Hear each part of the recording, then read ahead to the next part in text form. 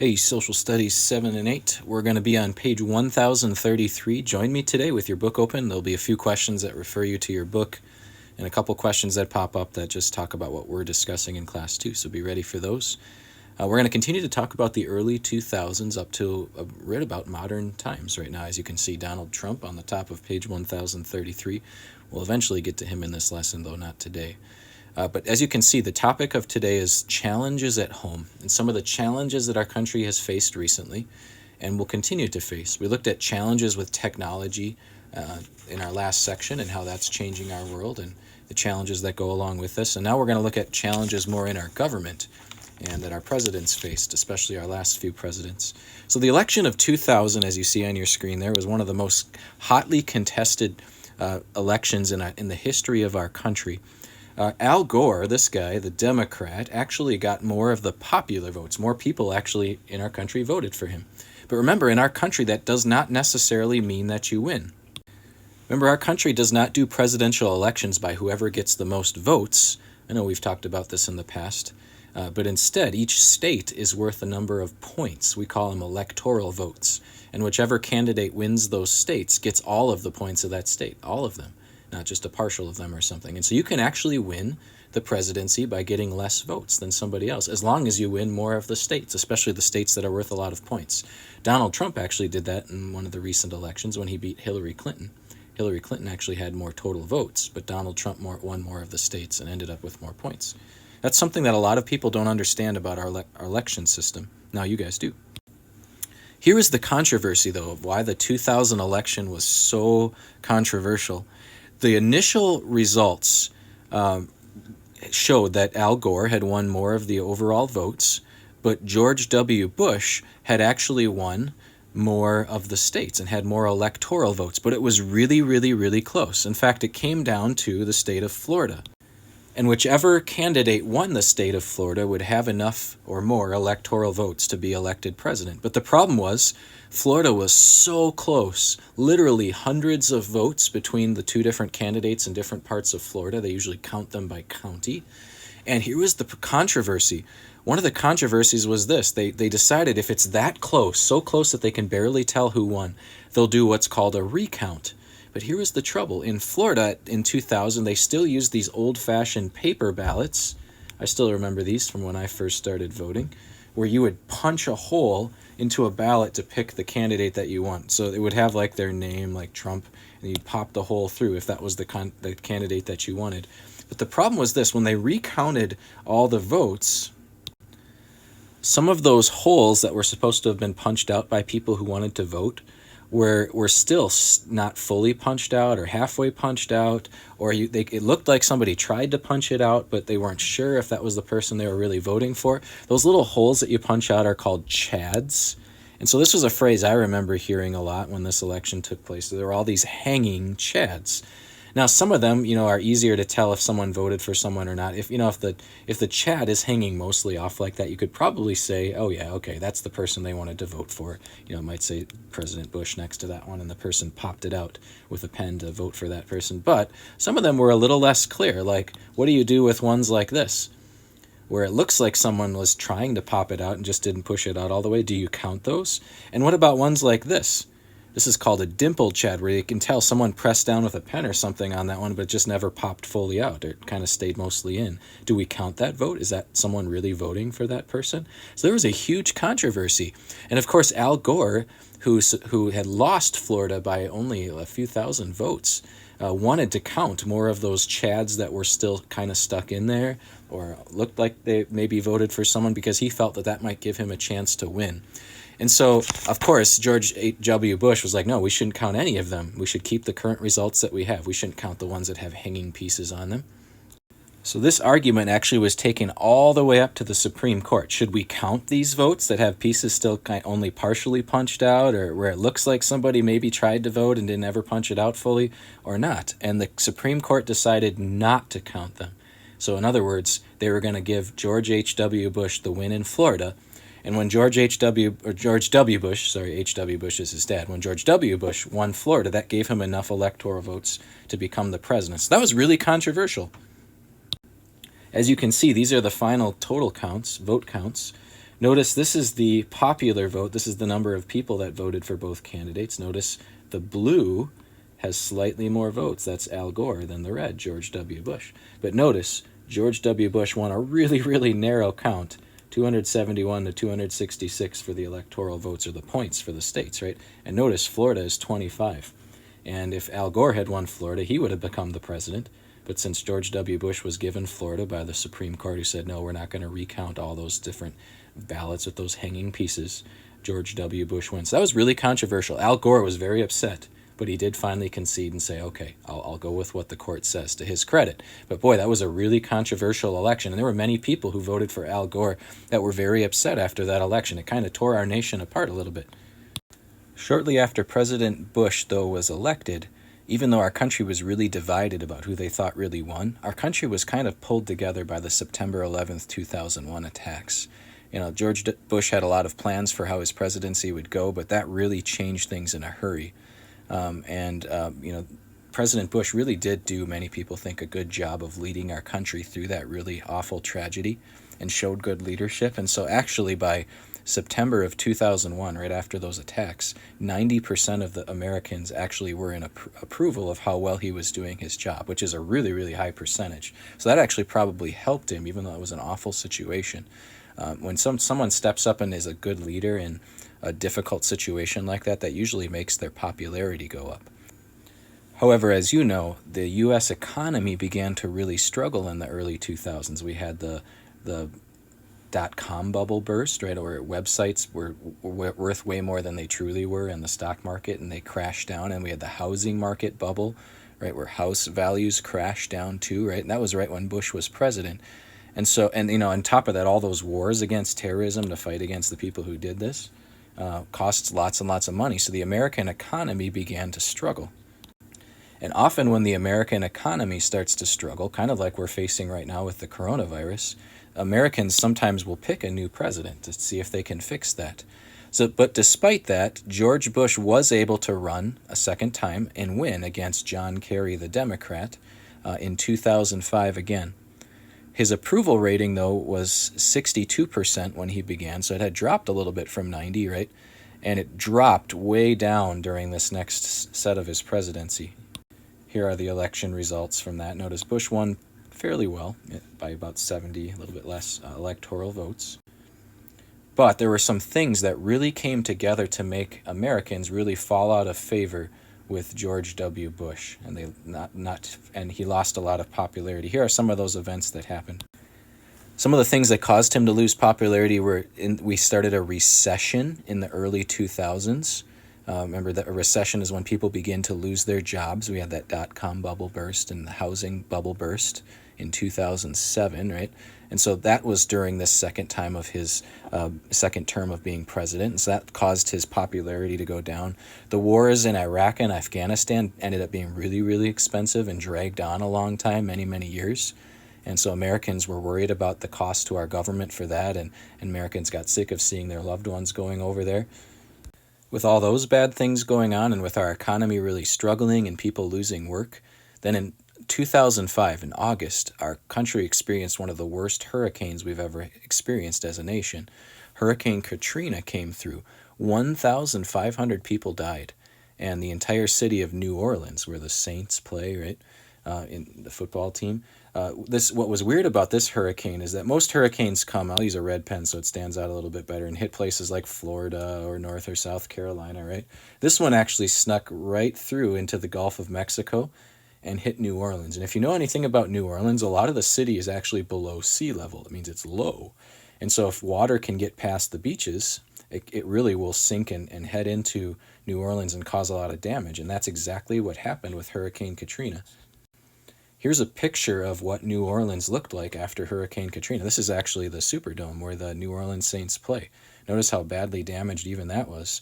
And notice the neighborhoods just under feet of water.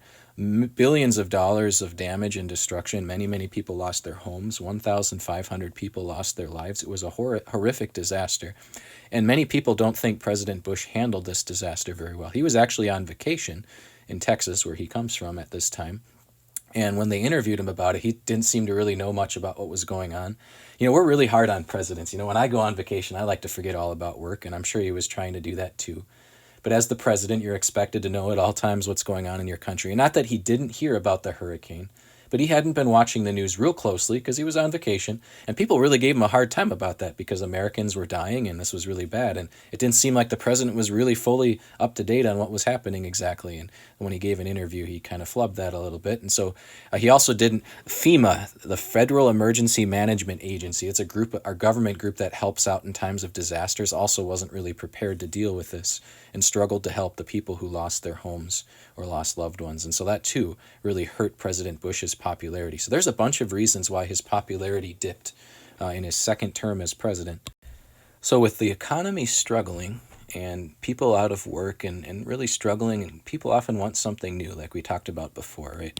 And in 2008, George W. Bush couldn't run again. Remember, the limit is for presidents to run twice.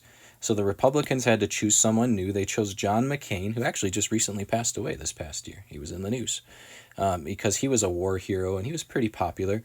And the Democrats actually chose someone surprising, someone who was younger, who people really didn't see as a real big presidential candidate at first, but was such a good speaker and very popular that his popularity really grew as the 2008 presidential election came up. And so the Democrats went with what you might call the hot hand, someone who seems to have the momentum, and they picked him as their candidate to run for president.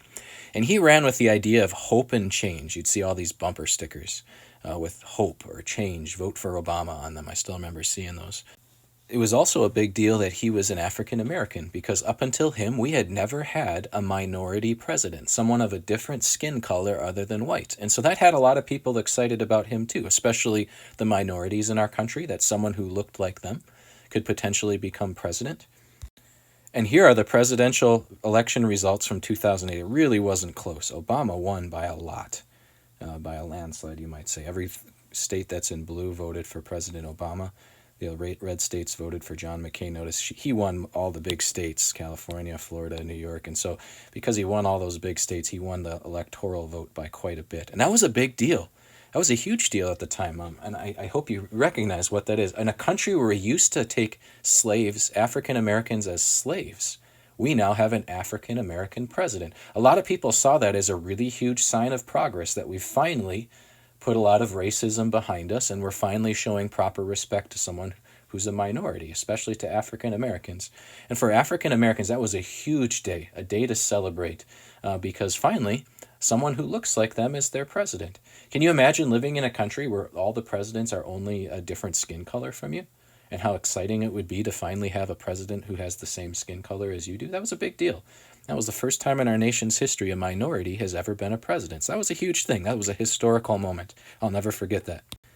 And so if we had more time today, I'd show you a video of his speech. It's considered one of the best inaugural speeches a president's ever given. But he spoke about how big of a deal it was that America, in a country that used to have slaves, and that's the way African Americans used to be treated, has now elected an African American president. And because of that, we can have hope that we can change other bad things in our country too. It was a powerful speech for sure. And he was definitely a good speaker.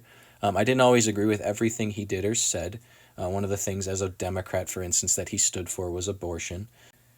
I do have to admit, though, that during the time he was president, he did earn a lot of my respect because he just was such a kind man, always was careful with how he spoke. And he was just such a good speaker. He knew how to get his point across and to do it in a powerful way. And those are things I do admire about him, even though I disagreed with some of the things that he stood for. He is considered widely a pretty good president. Now, he was entering into the presidency during kind of a rough time, right? We had had an economy struggle up until the time he took over. President Bush tried to deal with that and maybe didn't do the greatest job because of that big hurricane and the wars on terrorism. Our country was really struggling. And so one of President Obama's big promises was that he promised to end the Iraq War. And so he actually did that by 2011. He slowly started to pull out troops and finally officially ended that war that had gone on for 10 years. But he didn't stop his fight against terrorism. He's continued the USA Patriot Act, which allowed our country to continue to fight terrorism around the world. So he's well known for taking a hard stance against that. So here's a picture of him saying, we really need to end this Iraqi war and invest at home instead. Otherwise, our economy is going to continue to struggle. Probably one of the things he's most widely known for today, though, still, and maybe something you've still heard about, is Obamacare. Remember, as a Democrat, Democrats like to expand the government and make more programs, right, and often raise taxes to help pay for them, whereas Republicans think our government should be smaller usually. That's an overgeneralization, and they don't all fit those different categories, but in general, that's the case, right? And so when Obama became president, he wanted to make more programs to help especially Americans who were struggling. And one of those things was called the Affordable Care Act. The Affordable Care Act, or the nickname that was given to it was Obamacare. This act required all Americans to have health insurance. Health insurance, just like car insurance or home insurance, helps pay for expenses that you can't cover. For instance, I have home insurance on my house, and if my house would burn down tomorrow, I couldn't afford to buy a whole nother house, but I have insurance. Insurance would pay for a new house for me. The way that works is you pay, say, like $300 a month into insurance, and that money gets put into a huge pot of money, and thousands of other people are paying into insurance too. And so you get this big pot of money. Then if one of those people's houses burns down, they can pay for a new house out of that pot of money for that person whose home burned down. That's how insurance works. You pay money every month so that if there ever is a disaster, that pot of money that you're paying into with thousands and thousands of other people can help pay for a new house. Or if it's medical insurance, can help pay for like a cancer treatment, which sometimes can be hundreds of thousands of dollars if they have to use special machinery and medicines to get you better. And so under Obamacare, everyone was required to have health insurance. You had to. And so obviously there are people in our country who are too poor to have a job to pay for health insurance. Many workplaces give health insurance, like St. Peter Lutheran gives me health insurance. But some people didn't have jobs or had low-paying jobs that couldn't afford to do that. So what this program did is it gave subsidies. Subsidies are little extra payments of money to help people afford things. So if someone said they couldn't afford something, they could get health insurance through their state, helped paid for by the government. And the reason President Obama wanted this is there were a lot of people who were poor or out of work, who were getting sick even, and going bankrupt because they couldn't pay any of their bills. And so he wanted to help people with that. And so, again, it costs our government a lot of money because we got to give money to poor people to help with their insurance, right? But President Obama thought that that was a necessary thing to do because many people in our nation were struggling. When the vote came to pass this, every single Republican voted no, every single one. Because, again, Republicans typically like to make the government smaller, not bigger. But in Congress, we had enough Democrats who could vote for this that it passed. And so Obamacare is actually something that still exists today. Donald Trump would like to get rid of it. He said that multiple times, but has not been successful in doing that yet. Then in the 2010 elections, because things have gotten a little bit better, but not fully better for our economy yet, many Americans got restless again, and they voted for Republicans to run for the House of Representatives. And so Republicans took control of the House of Representatives. Now remember, the people who make our laws are not our presidents. That's Congress. Our House of Representatives and our Senate, right? Those are the ones that make the laws. Presidents can encourage them to pass a certain law, but if the Republicans and Democrats in our Congress refuse to do that, no law will ever be passed. And so it can be difficult for a president if Congress is controlled by the other party that's the opposite of the president. So for instance, President Obama was a Democrat, right? And in the 2008 election, when more Republicans are voted into the House of Representatives, that they took control, the Congress was controlled by Republicans. That can be really hard. Because if you're a Democrat president and you want to encourage Congress to pass laws, of course, they're probably not going to listen to you very much because they're going to say, those are Democrat ideas. We want to do the Republican ideas, right? We want to cut down the government. Or if President Obama, or if Congress passes a law, remember, in order for a law to become a true bill, the president has to sign it. So the president could refuse to sign a lot of laws, and that began to happen. The Congress didn't listen to President Obama when he tried to get certain laws passed. And when the Republican Congress tried to pass laws, President Obama refused to sign them. And so what that's called is this word right here. Then we'll talk about what this picture is in a second. That's called a deadlock. Our government isn't able to get much done when we're stuck in a deadlock. Right now in our current government, we're kind of in that same situation. Donald Trump has probably lost some of his popularity since he was first elected. And there are more Democrats now in Congress than Republicans. And so Donald Trump has had trouble sometimes getting a lot accomplished because when he encourages Congress to do certain things, the Democrats, of course, are opposed to that. And so we're kind of in a deadlock, too, some people would say. It was really bad when President Obama was on his second term. He had trouble getting a lot accomplished sometimes because Congress would not work with him. Hopefully that makes some sense. So President Obama wanted to make more programs to help out the poor and raise taxes a little bit, whereas those in Congress, the Republicans, wanted to cut programs and cut taxes and things like that. So they just could not agree. So when President Obama ran again in 2012, many wondered, is he going to be able to win this election, with many Americans unhappy and us being kind of in a deadlock. And many Americans did show their frustration with that. But President Obama did defeat Mitt Romney, the Republican, here he is, in the 2012 election and won a second term. As you guys know, he was president up until Donald Trump took over as our next president. Unemployment remained, though, even after President Obama won again, and that was a struggle through much of his presidency, although things did begin to improve by the end of his presidency, and when Donald Trump took over, things were going fairly well. So next time we'll get to talk about 2012 up to our modern times. So that should be exciting to kind of look at, how do we get to where we are today, and how did President Trump get elected? I know we've talked about that a few times. We'll look at that in detail too, how a kind of an unusual president was chosen in this last election. So lots of interesting things. Hopefully you found that interesting. Hopefully it's working to continue to do our assignments right along with the videos like we've been doing. Maybe that even saves you time because you don't have to watch the video and then go do a separate assignment. We only have 1 or 2 lessons left, and then next week we won't have social studies again on Friday, obviously. We'll do our last lesson next week, Monday, so no social studies this Friday either. And then on Wednesday, we'll have a special way to kind of close out the year for social studies that we'll talk about at a later time. Have a good rest of your day, guys.